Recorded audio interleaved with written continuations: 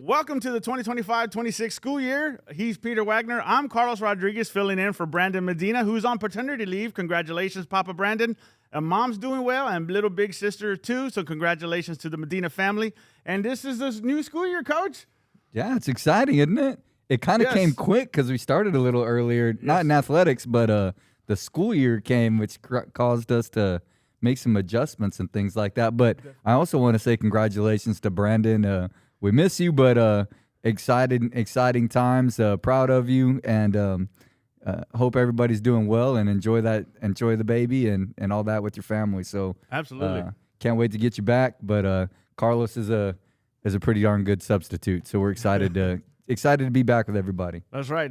Welcome back. A new school year, new seasons. What's everyone looking forward to this year? Well, I mean, this is the second year of a realignment, so it's going to be interesting this year as we come into this will be the last year with possibly this district alignment. So coming in with some returning district champions, teams that are looking to move up, and I think that this year's there's some new things, some young ones. We had a lot of success across the district last year, and I think this year you're going to see some younger teams that are starting to build again. So nice. I think both schools in different areas are reloading and ready to roll. So it'll be a good time, good year, lots of fun things.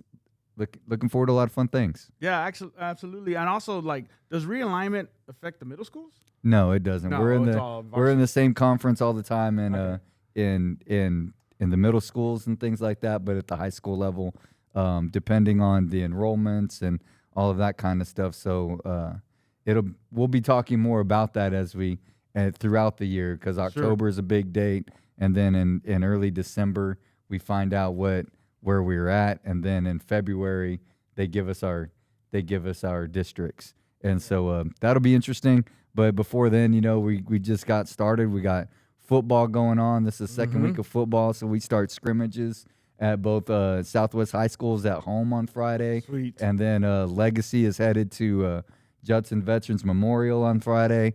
We already had our first volleyball games on Tuesday. We've got a huge water polo tournament with teams from all over the state, from Rockwall to Texas City to Houston to the Valley to all over San Antonio. We're coming to the Aquatic Center to play some water polo. Got our first cross country meet this Saturday. Everything's getting going, Very busy. And now with the beginning of school year, already our middle schools have already started football practice and volleyball practice and cross country practice and things like that. So, man, it's going. That's awesome. It's going fast. Yeah, it seems like everything's quick. Summer was quick. Now the school year started, so everything's going pretty fast. Yep, but when we get to May 22nd, we'll be like, all right, this went so bad. That's true. So but we'll have some fun in between now and then, though. So that is awesome. Looking forward to some great things. Cool. And one of the things that we celebrated, or you get to celebrate as a athletic department, was the Texas Way, the initiation of the Texas Way last year. And we did the videos for the kids, and definitely a state initiative to promote sportsmanship. Talk about the award or the district received, but you're the leader, so talk about the award. So a big shout out to our coaches, to our kids in our community, and everything, because Southwest ISD was one of 19 school districts in the state of Texas that earned the District of Distinction Award. And there were over 1,000 school districts in Texas, and we were one of only 19 to earn this. And that was based on, so we're a district of distinction, and that's based on our character development program, the Warrior program, and what's entailed in that. They look at how many service hours you did. They looked at ejections, the sportsmanship side of things, and they looked at your total your intentional character development program, which obviously is a big deal to me and to our program. Yes. And so when we did that, we put all those things together, and we're found to be head and shoulders above we're the cream of the crop in terms of how we do things at Southwest ISD, and that's a big testament to everybody from our administration to our parents and our kids and our coaches. And so you'll see that today a little bit. Yes. Because of that success, we were able to get some really big shots in the state of Texas.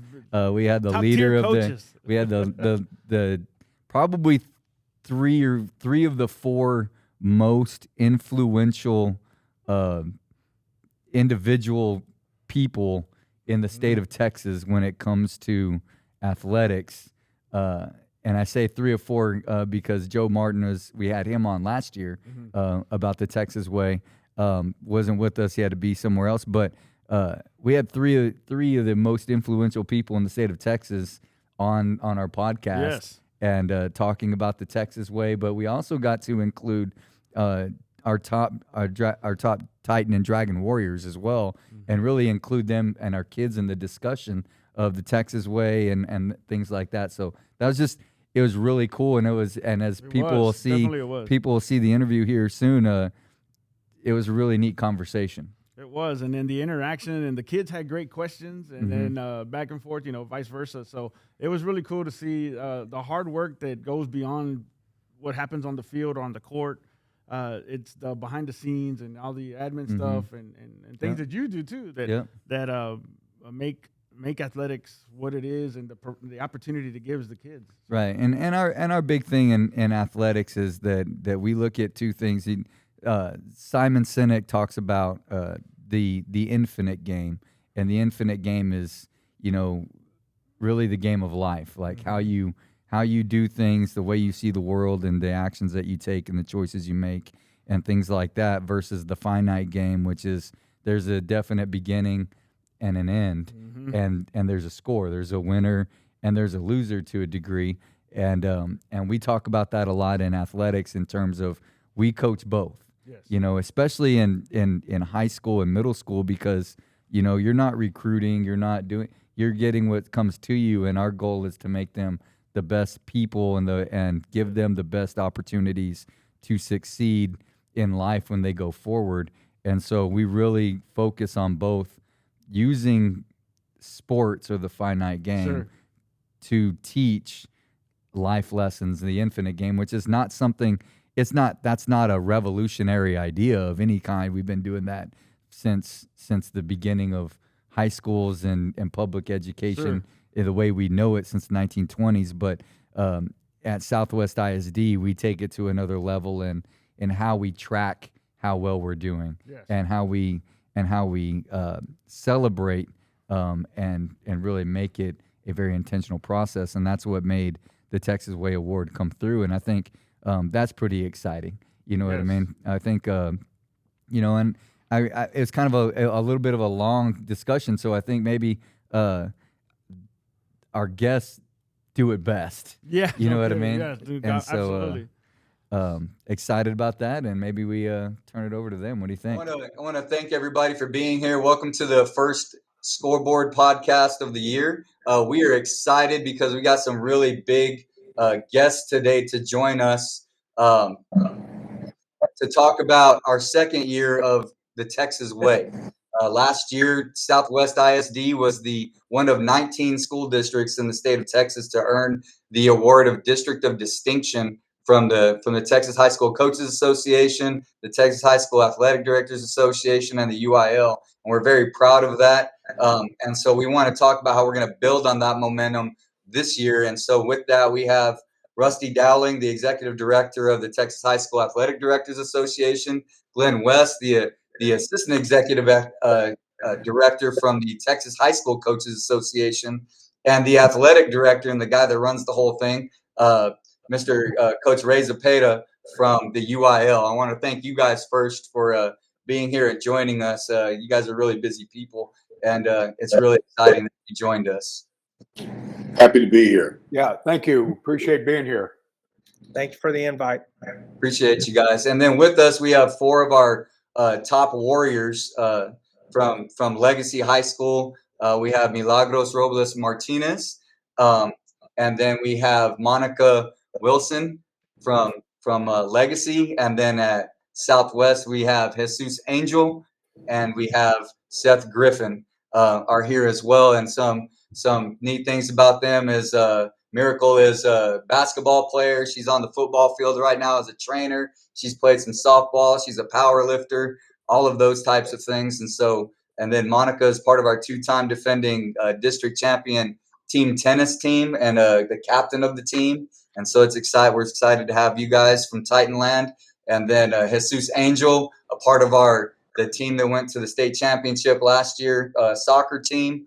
And then we have Seth Griffin, who is also currently ranked number 1 in his class, and also a National Merit Scholar that runs cross country and track for us as well. So excited to have everybody here. Want to get started. We're going to talk about the Texas Way today. And so I'm just going to everybody had their questions. So kind of get started real quick, okay? To the group. So to our esteemed colleagues with us today, why did your 3 organizations come together to make this so important in Texas last year? And you guys can we'll just start out with Rusty. Yeah, well, thank you. And again, I reiterate, appreciate the opportunity to be here, and certainly with these student athletes. So, and it's for a very, very, very good cause. So again, thank you. This started after, and I don't want to take any of the thunder away from the UIL because they were kind of the impetus behind all of this. The 3 entities here, THSCA, ourselves, and UIL, have been talking about this for a while until we finally came to the point we said we need to do something about this. We're experiencing a lot of sportsmanship issues, ejection issues, problems with fans in the stands, et cetera. And it seemed like it was just an insurmountable flux of things that was going on because it was statewide. And after many conversations, and again, I'll give the credit to the UIL here. The UIL, back when, I guess it was about a year or so ago, decided that we all needed to get together. We all needed to get in a room and have some discussions about what was going on and what we needed to do to be proactive in addressing these things. And that's where this whole thing, the genesis for the whole thing started, was because of all the issues and problems we were having, and then coming together and actually having some great discussion and putting a plan into action about what was going to take place. So from my perspective, that's where I'll leave it. Now, I guess I'll pass it over to Glenn and let him comment on it.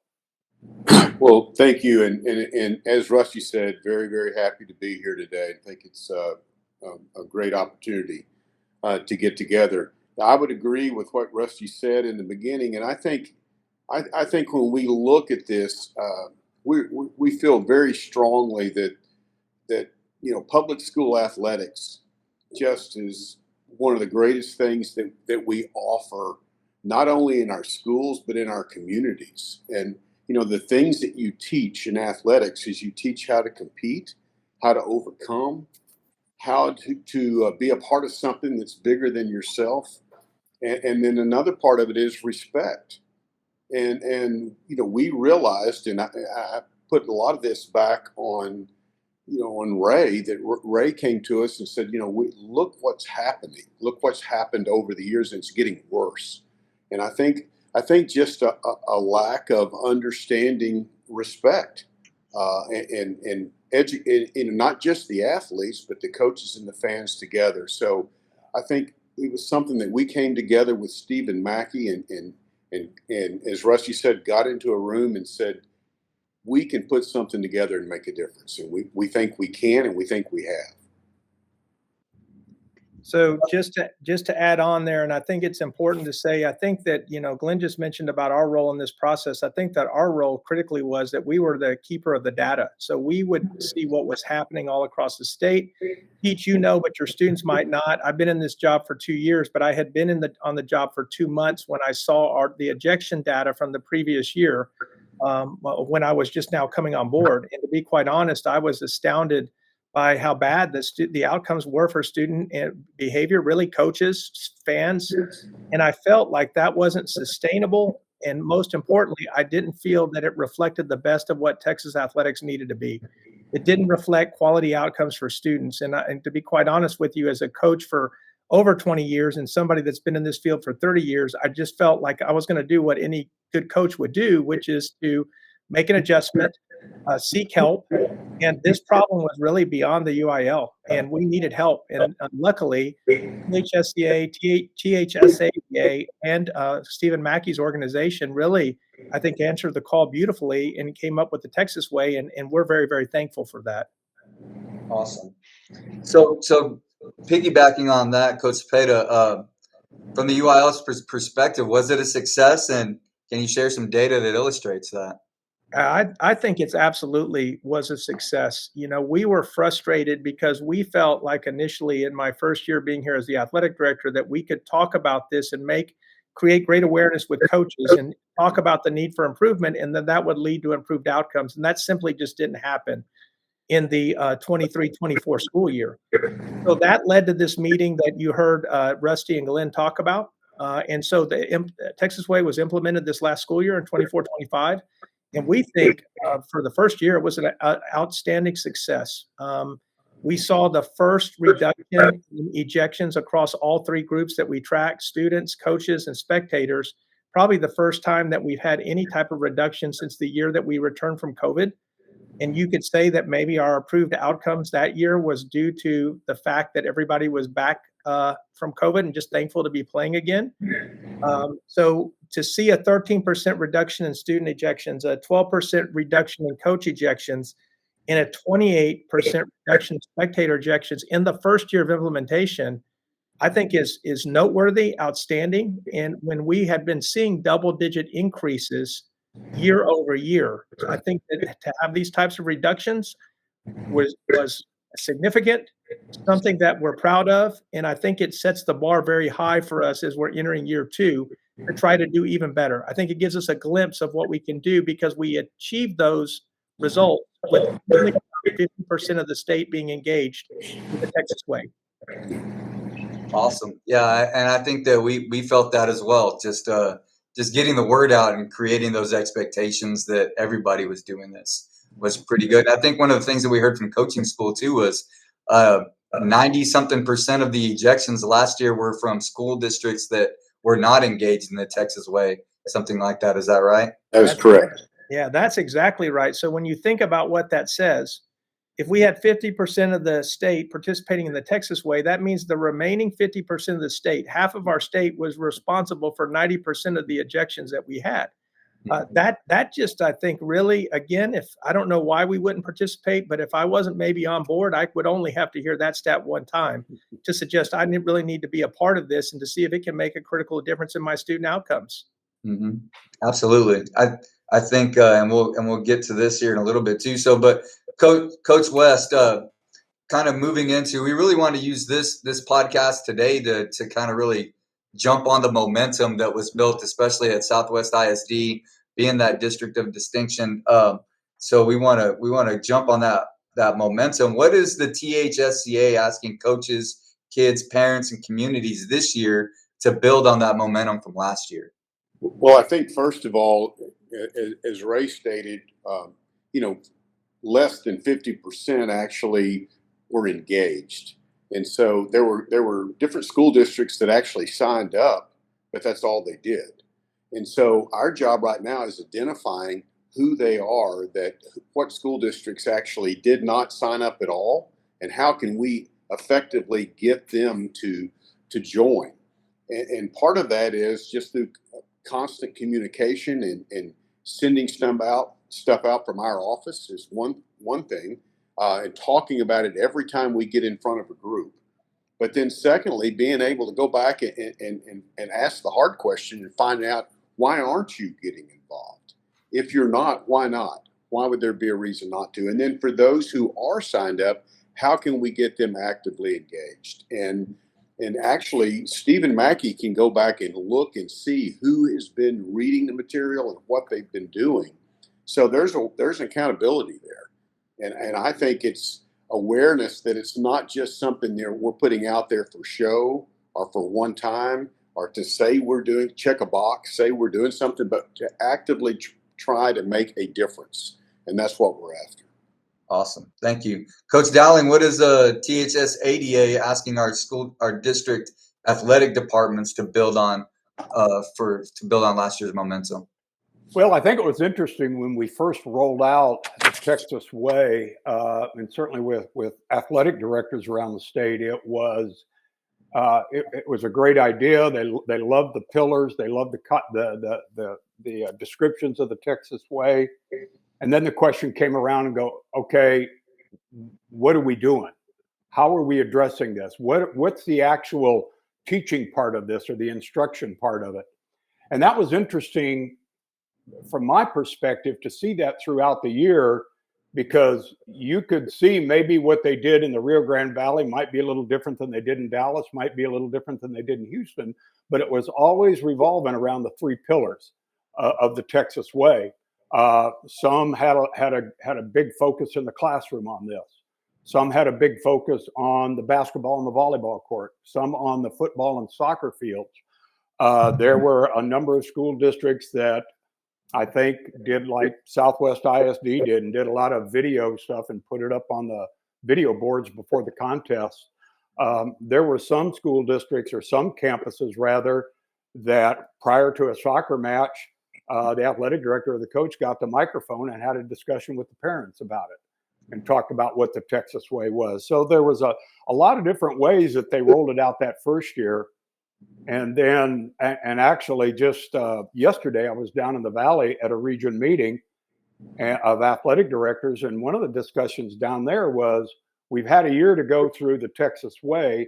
What are some of the things that the group can share with each other about maybe some new concepts as far as addressing the Texas Way goes this upcoming year? So it was a learning process for a lot of athletic administrators. But a process they were willing to undertake, excited about, and they're looking forward to implementing some new ideas this upcoming year. One story that comes to mind real quick, and I'll go to the next one, is we're playing one of our first football games last year at Legacy, and we had a little scuffle kind of break out. You know, it doesn't anybody gets ejected, but everybody needs to calm down. And it was really the team that did it. They almost started fighting with each other. And so as the referees are trying to get this thing sorted out, our guy on the video board turns on to Mackey playing the Texas Way in the middle of it. I just almost fell over laughing. But anyway, good timing. Peter, one thing I want to inject that I didn't say before too. One of the things that we're going to be doing this year that we haven't, we're going to put a real emphasis on positive stories. School districts able to tell their story, and a good story, just kind of like you just said right there. So that's another aspect that we're going to try to dive into this year.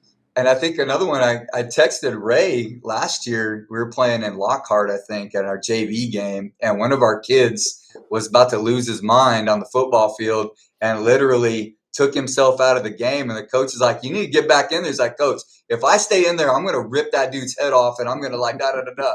He's like, okay, well, come out and get a breather real quick then. We don't need to do that.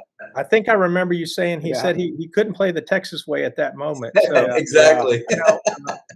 To build on kind of what Glenn said, I do want to point out just an example of this yesterday. I saw that a volleyball program in the Houston area has now started to give out a spectator of the game, where the kids on the team are actually awarding the day after the game, taking a picture of a spectator of the game and trying to just promote what they would like to see on a positive way, and say, hey, this person was about everything that we would ask them to do, those three pillars. And I just think I would love to hear more of that, because I think the more positive stories we can tell, we can learn from each other. And I think that's so important in this day and age. Yeah. And so kind of moving to the kids now, to our athletes, and we'll start with Miracle. What do you think our student athletes can do to build on the momentum from last year as well at Southwest ISD? So Miracle, we'll start with you. Okay. I feel the initiative in our district is mostly focused on our character development through our 7 habits, through an app called Culture Score, which Coach Wagner created for us. And I feel the Texas Way allows us to grow ourselves as athletes and understand what is respectful on the court, on the field, or anything that we do, even in the classroom. Jesus? Can you repeat the question, please? Yep. How do you think that we can build on the Texas way, and how did you see the Texas way really help us at Southwest ISD last year, and how can we build on it? Yeah. So on the Texas way, the videos, they show us how to be respectful. They tell us that we have to do that. And like last year, we, as you mentioned, we went to a state final. We have to respect our opponent, even though we lost. The Texas Way videos showed us how to be respectful, and I think we can bring that momentum from last year and keep it going this year.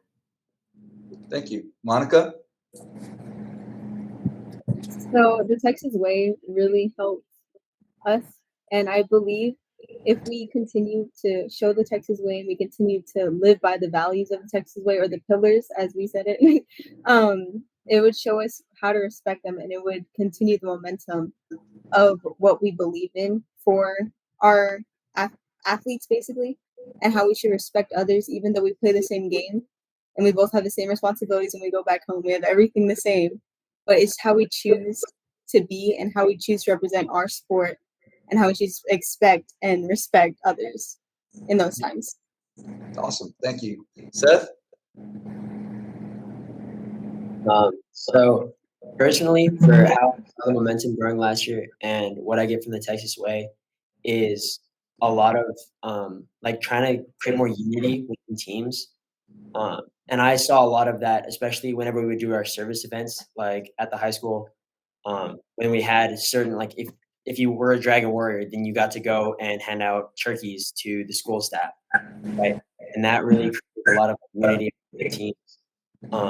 And that type of momentum where it's building more unity and more respect for each other, despite the fact that we don't all play the same sport. We don't all play football. We don't all play soccer. We don't all run, right? There's different groups, and that really brought us all together and said, hey, despite these differences, we still have to be respectful. And I feel like that's a good thing that we can continue to build on furthermore this year. Awesome. Thank you. So going on to the next one, and to our athletes one more time, what kinds of impact and I think we kind of covered this a little bit, of impact on sportsmanship and how we approached and played the games last year, did you observe that you believe were due to SWISD's intentional actions towards implementing the Texas Way? And I kind of want to prompt Jesus, like, when we're talking about just playing Angleton and Katy, and then in the state championship game, I'm sure that it wasn't like it got done. It's like, okay, we got to do this the Texas way or something like that. You know what I mean? But do you think some of those lessons and some of that intentionality behind it affected that you guys represented? I think even Coach Cepeda and Coach Garman both complimented our team on how we were able to get up and dust ourselves off a little bit and get moving and everything. And so, do you think some of that affected it? Yeah, that definitely affected it. Like every week we would practice like real situations. If we got, like, let's say in a conflict or fight, we would have to practice that. And they told us that was because of the Texas Way. Like before game, every time they would play the videos too, they would remember us about that. Yeah. Awesome.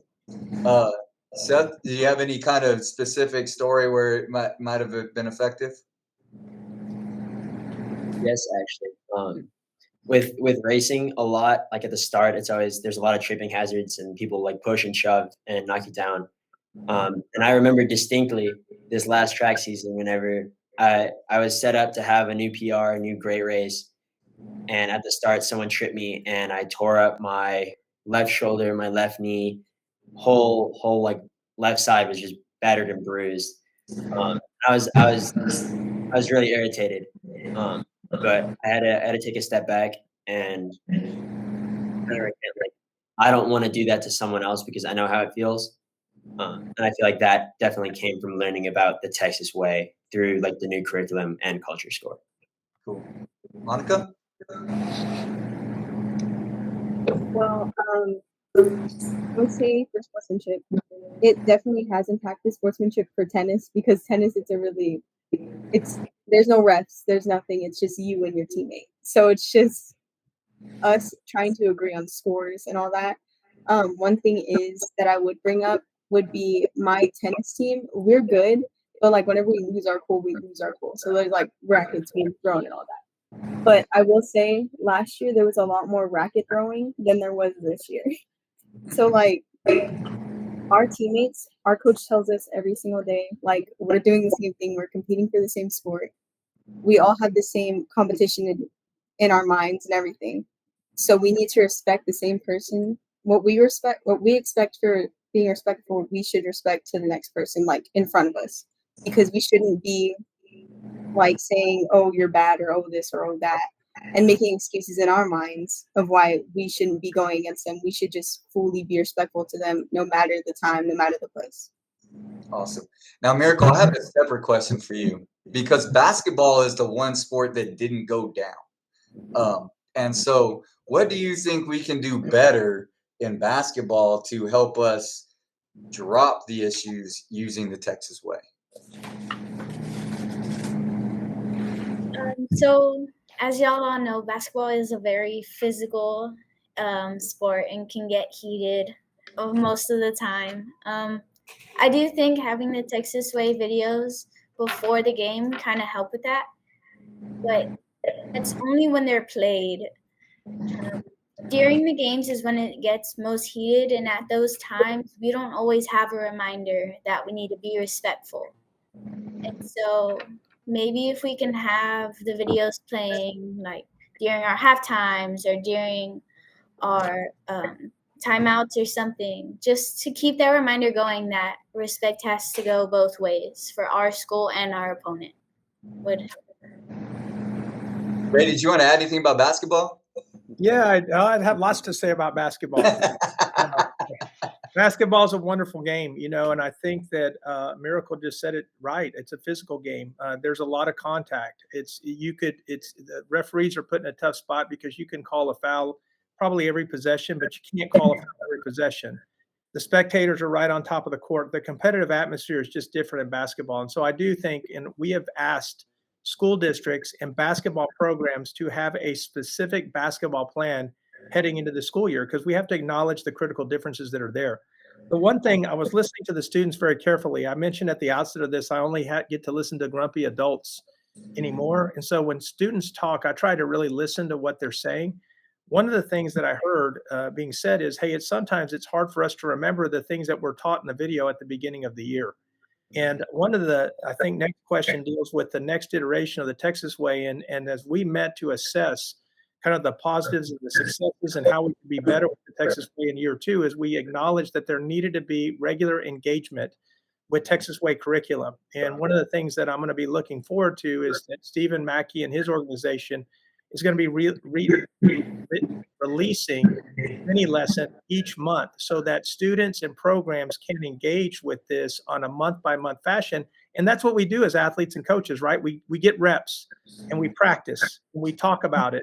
And I think that was a key component that maybe we were missing in year 1 that we're going to pick up here in year 2. And I'm going to be excited to see if that helps us, not just in basketball, but beyond, to even further improve our outcomes. Awesome. And so I think Ray kind of hit the last question here. So to the group, Rusty, any kind of insights on year 2, what we're looking at, what we're doing from the athletic director side? Well, to take what Ray just said at the very end is absolutely on target. Is that, again, now that, and I'll speak with athletic directors who've gone through this for a year, they're a lot more comfortable with the implementation of whatever their thoughts and ideas and concepts are regarding the Texas Way. Can they do it before school, during athletic periods, at practice? What does that look like during the off season, et cetera? And I agree 100% with what Ray said. There needs to be more of a consistent engagement now going forward. It can't be just one time at the beginning of the year, you work on bench discipline. That's got to happen a couple times throughout the course of the volleyball and or certainly during the basketball season. So, and again, just yesterday in Brownsville, that's the very issue they talked about, is how often are some of these interventions, or how often are these implementations rather going to take place over the course of a regular season, and what does it look like in the off season as well. So that's what I think you're going to see more of, is more practicing the Texas way, whatever that looks like to each respective program and campus. And I'll piggyback on that real quick, Rusty. And Southwest ISD, we've mandated that our coaches once a week have to have it in their practice plan for 5 minutes to practice something.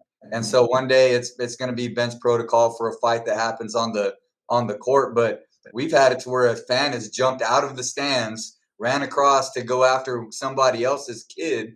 And so how do you deal with that?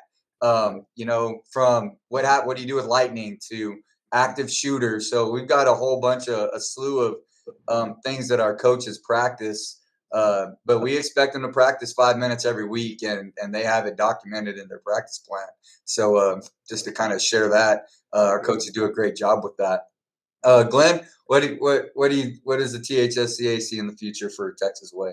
Well, obviously it's already been said in as far as doing it on a regular basis. And I really believe that, you have to have expectations, and everything that we do is based off of expectations. What kind of season you're going to have, performance, and this is in the same vein. And you must have expectations that we're going to be responsible. We're going to act, respectfully. We're going to be able to control our anger, and we're going to compete. And if that's said from a coach on a day-to-day basis, if that's said on a week-to-week basis, rather than just checking the box, because if that's all we're doing is checking the box, we're not going to get better. But if this becomes part of who we are, like we do with every other thing that we do, and by the way, if we're always teaching this and coaching this for week in, week out, we're going to get better as coaches by doing it that way. So I think it's just making sure that really is an expectation within your school district, and you really are trying to live for that. I think two things to kind of close out this topic is one is I think that being awarded that district of distinction award, and when I walked into the state ADs association to the state conference, and I saw that was gonna happen, I was like, okay, I mean, there's probably going to be like 100 schools like, yay, and stuff. But when Mackie said that there was only 19 that really like went above and beyond, that made it a lot bigger for me. Like, I don't really do it for the award, but I will tell you that our coaches felt a lot of pride because of that award. You know what I mean? And that it meant that it's like any other award. It just validates your efforts, right? But because you're only one of 19, or because you really went above and beyond, that I think that means a lot to us. And we bought like 15 of those banners, and we're putting them everywhere, because we do it at the middle school, everywhere. And so they're up in the middle schools, we'll put it up in the boardroom, everything else. It's a point of pride. And it was in that newsletter that Mackie sent out and everything else. But that's big. But Glenn, I want to give you some props real quick, because our Warrior program is a big deal to us over the last probably decade, and how we do it. We've given out close to $100,000 in scholarships because of it, scoring and how we do it. But when we went to Katy, I think it was the second leadership conference that we had with Mackie and everybody. We went to Katy at the Merrill Center, I think it was. You got a big award when you were at Brenham.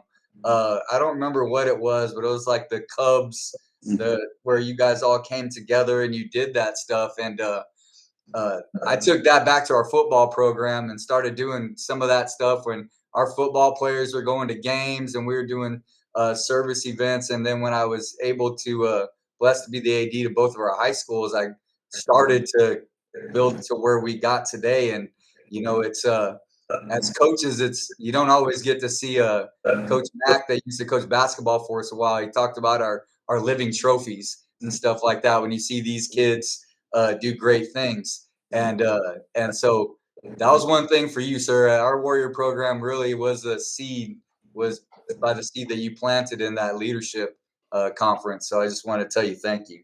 Well, thank you for that. And there is one thing I left off. You asked what we're going to do. We're going to spend more time too in our middle schools. We want our middle school coaches, middle school athletes, and parents because they're just being introduced to UIL sports, and so that's another area we're going to hopefully have a big focus in this year. Awesome. Well, thank you guys for that, for the Texas Way and being on our Scoreboard podcast, and can't wait to see how well we do this year and everything. So thank you very much. Thank you. Once again, thank you to the three coaches that took time out of their schedule to join us on the Zoom call. There was definitely amazing information. There was great interaction, and it's exciting to be, again, an athlete, student athlete in our times and a coach in our times, because all you do, coaches used to tell us when we were playing, you can always get better every day, and that program is definitely something that will help you in the long run. Yeah, I mean, I think the biggest thing here is that really thank Ray Zapata, the athletic director at the UIL, Rusty Dowling, the executive director at the Texas High School Athletic Directors Association, and Glenn West, the assistant executive director at Texas High School Coaches Association. There's some very busy people, and they decided to take some time yesterday to just join us, and they were really excited to talk to our kids and go through it afterwards. They're like, man, that was a lot of fun. And so really, really want to be very appreciative to them, to our kids for doing a great job preparing for that, and our coaches for making it happen. So great job by them, man, and great job by you. I mean, you're the tech guy, Yeah, so that's right, you man. know. I made things look pretty. There you go. So what's next, Coach? What's coming up for fall? So I think what's interesting for those who kind of tune in every once in a while is what you got coming up is that we'll be talking to our fall sports. So we'll be bringing in and going back to our couch and and things like that coming in. So we'll probably start it off with our water polo people and stuff, because they're getting ready to go through in volleyball and then cross country and football. And we're going to bring in a couple of leaders and their coaches from both teams to talk to them about the upcoming season. And so kind of just some thoughts on the upcoming season. Our volleyball teams competed on Tuesday. The Lady Titans, or the Titans, lost in a 5-set thriller to Edison on Tuesday, and the Dragons are young. Okay. Super young. Like I think we have about 16 freshmen between, or more than that, close to 20-something freshmen between the freshman, JV, and varsity on the volleyball team, and then we got a bunch of sophomores, and then we're going to be expecting a lot from those upperclassmen to lead the quick growth to headed to a third straight playoff spot for the Dragons. And so want to welcome Amanda Esparza, our new head volleyball coach at Legacy, and Coach Cortez continues to lead that program, and back-to-back district champions and things like that. So excited about volleyball season. Our water polo teams are in a new district. They're with Fox Tech and Highlands. And so big things expected from them. I think that probably out of the 4 girls and boys, Southwest, the Southwest boys team is a little young, but they're very talented. Nice. And I'm interested to see how the Legacy boys do, because they're going to give them a run for their money, and the girls are right there with them. You know what I mean? And I think the girls are a little bit young on the water polo front, but. Then you got your cross-country teams that are coming in. Coach Espinosa Coach Arguello retired last year. We got young Coach Espinosa coming in at Legacy. Expect great things from her. Coach Alvarez continues building the cross-country team at Southwest. Both teams gone to regionals in the last couple of years since she's been here. Right. Excited about that. And, and then you get into football. And, It's going to be interesting. You know, James Ross coming in as one of the top running backs. Yep. I was at practice a couple days ago. Was with Coach Black and with the offensive line. I was like, man, these are big dudes. Yeah, they are. You know, and so they get physical. We're going to find out a lot to block and pave the way for Ross, and yes. got a young quarterback that got a lot of time last year. So looking to throw the ball around. And then you got the Dragons, who a lot of reloading to do. You know, we're really excited about Tyson Dean. We're watching him at Wyoming. Yep. He's already starting up there, and Z Voss and those guys.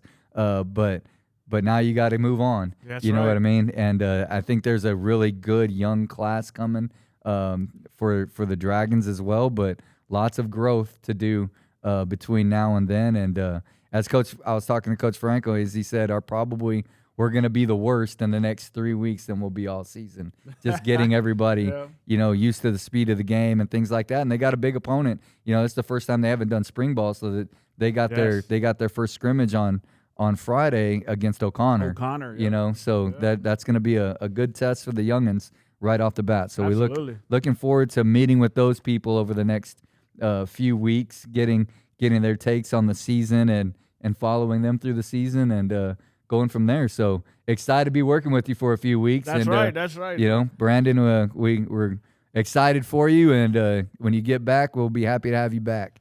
All right, so that'll do it, Coach, for our edition of Scoreboard. Thanks for tuning in. And, again, catch us every week on our Southwest ISD social media pages, Southwest ISD YouTube pages. And we'll see you next time. And, as always, we are Southwest.